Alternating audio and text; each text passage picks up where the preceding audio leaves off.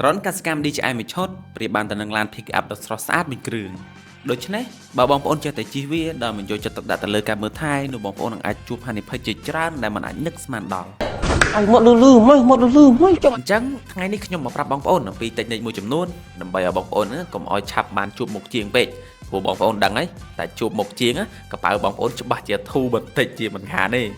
ដំបូងបងប្អូនត្រូវតែធ្វើការជ្រើសរើសកន្លែងដែលបងប្អូនត្រូវចុះចតឬក៏ត្រូវហោះឡើងហ្នឹងគឺឲ្យមានដីរាបស្មើល្អហើយនឹងទីតាំងហ្នឹងគឺទលាយផងដែរអត់មានដើមឈើបកោភ្លើងឬក៏ខ្សែភ្លើងអីនៅចិត្តទេ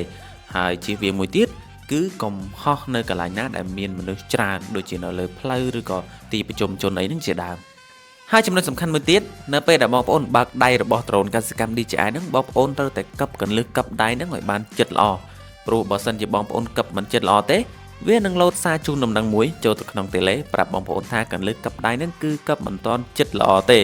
សូមបងប្អូនឆែកមើលឡើងវិញតែបងប្អូនត្រូវតែចងចាំដែរថាទោះបីជាវាលោតសារជូនដំណឹងនៅក្នុងតេឡេក៏ដោយបើសិនជាបងប្អូនបង្ខំឲ្យវាហោះវានៅតែហោះបានអញ្ចឹងប៉ុន្តែសម្រាប់ហានិភ័យផ្សេងបងប្អូនត្រូវតែទទួលខុសត្រូវដោយខ្លួនឯង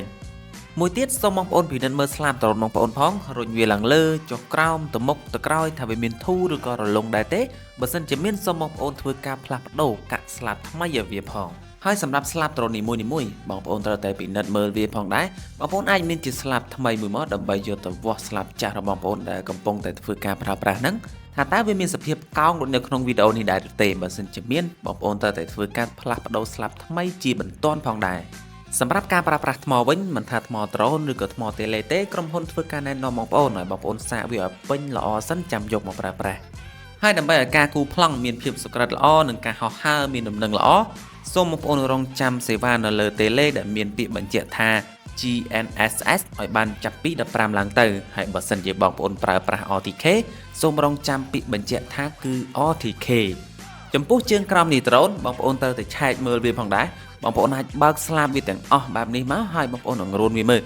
តើវាមានយល់ទៅតាមដៃឬក៏រង្គើខ្លាំងដែរទេបើសិនជាមានសូមបងប្អូនយកសោមករឹតវាឲ្យណែនល្អវិញហើយចាំសាកអង្រួនមើលម្ដងទៀតនៅពេលដែលបងប្អូនធ្វើការបញ្ឆេះហោះដ្រូនឡើងសូមបងប្អូនឈរឆ្ងាយពីដ្រូនជាង6ម៉ែត្រចំពោះចំណុចនៃការបញ្ជាដ្រូននៅលើតេឡេវិញបងប្អូនត្រូវតែធ្វើការបញ្ជាដៃបញ្ជាហ្នឹងគឺចុចទៅថ្នមទៅបានហើយមិនបាច់ចុចខ្លាំងក៏វាខ្លាំងទេព្រោះពេលដែលបងប្អូនក៏វាខ្លាំងអញ្ចឹងវាអាចធ្វើឲ្យតេឡេបងប្អូនហ្នឹងប្រើមិនសូវបានយូរវាឆាប់ខូចអាដៃបញ្ជាហ្នឹងហើយម្យ៉ាងទៀតក៏វាអាចធ្វើឲ្យប៉ះពាល់ដល់ដ្រូនពុកម៉ែបងប្អូនផងដែរព្រោះវាត្រូវការបោកខ្លាំងអញ្ចឹងគឺមិនល្អទេ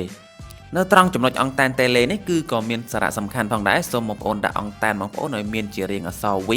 រៀងឡើងលើបន្តិចកុំឲ្យវាមានសភាពត្រង់បែបនេះបើសិនជាមានសភាពត្រង់បែបនេះគឺវាចាប់សេវាទៅកាន់ដ្រូនរបស់យើងគឺមិនសូវបានល្អទេបាទអរគុណច្រើនបងប្អូនទាំងអស់គ្នាអញ្ចឹងវីដេអូនេះគឺខ្ញុំមានតែប៉ុណ្្នឹងទេបើសិនជាពុកម៉ែបងប្អូនមានចម្ងល់ឬក៏ចង់សាកសួរអ្វីបន្ថែមទៀតបងប្អូនអាចអញ្ជើញ comment នៅខាងក្រោមបានក្រុមការងារបងប្អូននឹងរីករាយនឹងឆ្លើយតបទៅកាន់បងប្អូនទាំងអស់គ្នាបាទអរគុណច្រើនសូមជម្រាបលាជួបគ្នាទៀតនៅក្នុងវីដេអូក្រោយ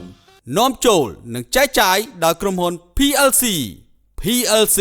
Profit Linker Cambodia